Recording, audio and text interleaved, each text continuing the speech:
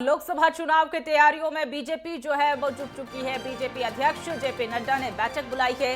सभी बीजेपी अध्यक्षों की बैठक बुलाई है। 21 और 22 दिसंबर को दिल्ली में ये बैठक का आयोजन होना है। ये बड़ी जानकारी हम आपको बता रहे हैं, जहां पर लोकसभा चुनाव को लेकर अब रणनीति बनेगी। ये बड़ी जानकारी, लोकसभा चुनाव की तैयारी में अब बीजेपी जुटती हुई नजर आ रही है। बीजेपी के अध्यक्ष जेपी नड्डा ने बैठक बुलाई है और दिल्ली में ये बैठक का आयोजन होना है। ये बड़ी जानकारी आपको बता रहे हैं, जहां पर लोकसभा चुनाव के लिए अब बीजेपी ने कमर कस ली है। सभी बीजेपी अध्यक्षों की यह बैठक होगी।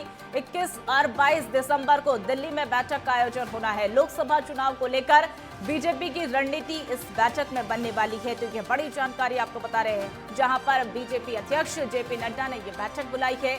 सभी बीजेपी अध्यक्षों की यह बैठक होगी। 21 और 22 दिसंबर को दिल्ली में बैठक का आयोजन होना है और सभी की शिरकत इसमें देखी जानी है। लोकसभा चुनाव को लेकर बैठक में रणनीति बनेगी।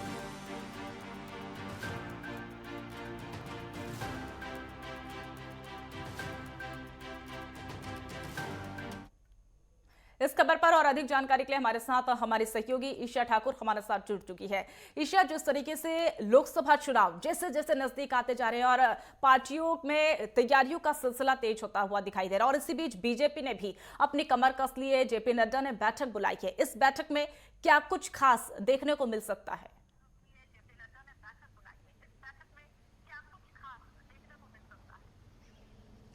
जी देखिए, जिस तरीके से छत्तीसगढ़, राजस्थान और मध्य प्रदेश में भारतीय जनता पार्टी को पूर्ण बहुमत और भारी बहुमत मिला है, इससे कहीं ना कहीं बीजेपी का मनोबल भी बढ़ा है और ऐसे में फोकस किया जा रहा है आगामी लोकसभा चुनाव को।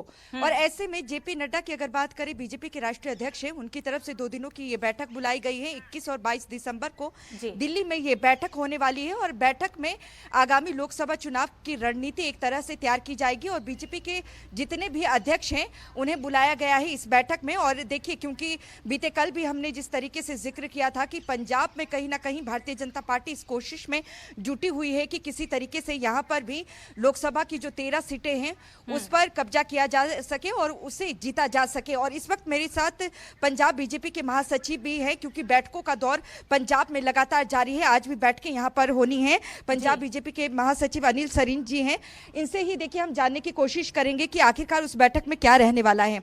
सर, 2 दिनों की बैठक 21 और 22 को दिल्ली में होने वाली है। बैठक में क्या कुछ चर्चा होने वाली है? किस तरीके की रणनीति आप लोग तैयार करने वाले हैं? देखिए, ये जो हमारी समय समय पर राष्ट्रीय अध्यक्ष जी की, प्रदेश अध्यक्षों और सचिवों से ऐसे चर्चा बैठक चलती रहती है। ये रूटीन बैठक है, इसमें कोई दो राय नहीं कि अब 2024 का चुनाव दूर नहीं है। तो स्वाभाविक है कि हर एजेंडे के साथ ये विषय रहेगा। तो भारतीय जनता पार्टी 2024 के चुनाव के लिए अपनी तैयारियों में लगी हुई है। हम अभी पंजाब में भी लगे हुए हैं। आज हमारी यहाँ पर प्रदेश की बैठक भी है। हमने आज सभी प्रदेश के पदाधिकारियों को और जो हमारे प्रभारी हैं, जिलों के प्रभारी हैं और सह प्रभारी हैं, उनकी एक बैठक बुलाई है और शाम को प्रमुख लोगों की एक बैठक बुलाई है। कल भी हमारी सारा दिन बैठक चली है। तो स्वाभाविक है कि हम 2024 की तैयारी में पूरी तरह से जुटे हुए हैं। सर, ये माना जाए क्योंकि विकसित भारत संकल्प यात्रा जिस तरीके से चलाई जा रही है, जहां बीजेपी की सरकार नहीं है वहां पर भी, तो ऐसे में क्या इसको लेकर भी फीडबैक लिया जाएगा कि किस तरीके से यात्रा चल रही है? देखिए, विकसित भारत संकल्प यात्रा से हम लोगों तक जो लाभ, भारतीय जनता पार्टी की नीतियां हैं, जो हमारी स्कीम्स हैं लोगों के वेलफेयर के लिए, उनको लोगों तक पहुंचाने का काम कर रहे हैं। जो लाभार्थी हैं उन तक वो लाभ पहुंचा, नहीं पहुंचा तो वहाँ उनको पहुंचाना, लोगों को ये बताना कि हमने क्या क्या स्कीम्स उनके वेलफेयर के लिए लाई हैं। ये सब जो है हमारी संकल्प यात्रा के माध्यम से हम लोगों तक पहुंच रहे हैं।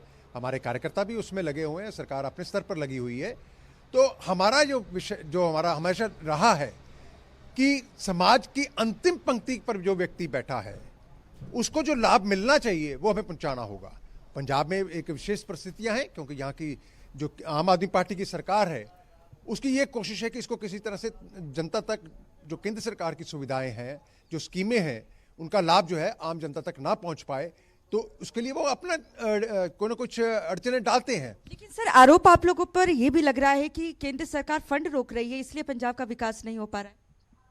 देखिए, आम आदमी पार्टी की एक फितरत है, करना कुछ नहीं और केवल दोषारोपण करना। ये केवल अपने मुद्दों से लोगों का ध्यान भटकाने के लिए, क्योंकि लोग इनसे बहुत खफा हैं। जो इन्होंने वादे किए थे वो नहीं किए, जो कहते हैं वो करते नहीं हैं। तो इस विषय से हटाने के लिए हर बार केंद्र के झूठे आरोप लगाते हैं। अभी आपने कल माननीय वित्त मंत्री निर्मला सीतारमण जी को सुना होगा कि 1104 करोड़ रुपया हमने नाबार्ड के माध्यम से पिछले मार्च से लेकर अभी तक उनको भेजा। ये कहते हैं हमारे को सहायता नहीं हुई। समग्र शिक्षा के अभियान के तहत इनको 900 करोड़ रुपये पिछले साल और इस साल 1200 करोड़ रुपया भेजा। ये एक्सेप्ट करने को तैयार नहीं है सच्चाई को।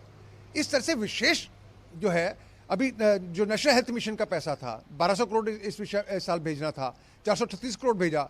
इन्होंने उसका दुरुपयोग किया और उसको सही मायने से इस्तेमाल नहीं कर रहे, केवल अपने पॉपुलिस्ट मेयर्स के लिए उस पैसे का दुरुपयोग कर रहे हैं। जिस काम के लिए वो पैसा भेजा जाता है उसके लिए इस्तेमाल ना करना और अपने राजनीतिक मंतव्यों को साधना, इनका केवल ये है। इनको पंजाब की जनता से कोई प्यार नहीं है, पंजाब की जनता तक मूलभूत सुविधाएं पहुंचे उसका कोई ध्यान नहीं है। केंद्र से जो सहायता राशि आती है या जो फंड्स आते हैं, जिस पर्पस के लिए आते हैं, उनका इस्तेमाल उस पर्पस के लिए ना करके उसका दुरुपयोग करना अपने निजी स्वार्थों के लिए, अपने पार्टी को प्रोपोगेट करने के लिए, एडवर्टाइजमेंट पर लगाना, ये सब विषयों को जो है बड़ी गंभीरता से पंजाब की जनता ले रही है और इनको ये आने वाले समय में पंजाब की जनता सबक सिखाएगी। आखिर में सर ये भी बता दीजिए, पंजाब में तो आप लोग मजबूत स्थिति में है नहीं। 2 सीटें 2019 में जो लोकसभा की आई भी थी, 1 सीट में गुरदासपुर से आपके सांसद सनी देओल से नाराज चल रहे हैं लोग और जगह जगह उनके गुमशुदगी के जो पोस्टर हैं वो भी लग चुके हैं। देखिए, 2024 के चुनाव भारतीय जनता पार्टी पंजाब की 13 सीटें अपने बूते पर लड़ने जा रही है और हमारी ग्राउंड के ऊपर पूरी तैयारी हो चुकी है। हमारी बूथ रचना, आप जानते हैं कि भारतीय जनता पार्टी एक संगठनात्मक पार्टी है जिसका ग्राउंड लेवल तक कार्यकर्ता संगठित रूप से काम करता है। तो हमारे बूथ तक की रचनाएं सभी 13 की 13 पार्लियामेंट्स की सीटों पर हो चुकी है और हम जो है उसके ऊपर उन सीटों पर कैसे विजयी होना है उसकी रणनीति पर काम कर रहे हैं। और मैं आपको इतना विश्वास दिला सकता हूं कि 2024 के चुनाव में पंजाब एक सरप्राइजिंग रिजल्ट देगा और प्रधानमंत्री नरेंद्र मोदी की झोली में बहुत सारी सीटें डालने वाला है। जी देखिए, यहाँ पर दावे बहुत किए जा रहे हैं। 13 सीटें हैं लोकसभा की पंजाब में और 2019 लोकसभा चुनाव में 2 सीटें ही महज आई थी, होशियारपुर और गुरदासपुर की। लेकिन यहाँ पर दावे ये भी किए जा रहे हैं कि अकेले अपने दम पर 13 सीटों पर आगामी लोकसभा चुनाव लड़ा जाएगा और प्रधानमंत्री नरेंद्र मोदी को एक अद्भुत और अविश्वसनीय परिणाम देने की बात ये कर रहे हैं। यही वजह है कि बैठकों का दौर पंजाब में इस वक्त लगातार जारी है और आज भी यहाँ पर बैठक होने वाली है। पंजाब बीजेपी के जो प्रभारी हैं और गुजरात के पूर्व मुख्यमंत्री विजय रूपाणी वो चंडीगढ़ में ही मौजूद हैं और बैठकें यहाँ पर आज भी होने वाली हैं। जी जी ईशा, जिस तरीके से पंजाब में लगातार बैठकों का दौर देखा जा रहा है और अब आलाकमान भी लोकसभा चुनाव पर नजर बनाए हुए हैं और आज आपको ये भी बता दें कि 21 और 22 दिसंबर को जो है दिल्ली में भी बैठक होने वाली है। तो वहां की अगर रणनीतियों की बात करें तो बीजेपी की ऐसी कौन सी रणनीति होगी या फिर ये कहे कि ओवर कॉन्फिडेंट बीजेपी नजर आएगी?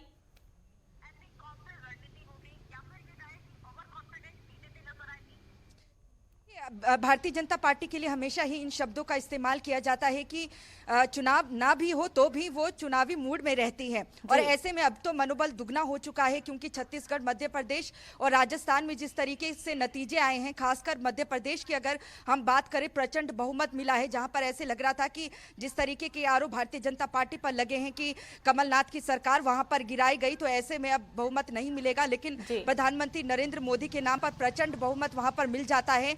छत्तीसगढ़ में भी लग रहा था कि बीजेपी शायद सरकार ना बनाए, लेकिन वहां पर भी सरकार बन जाती है। तो ऐसे में मनोबल दुगना है, लेकिन इसको आगे किस तरीके से ले जाना है इसकी रणनीति तय की जाएगी।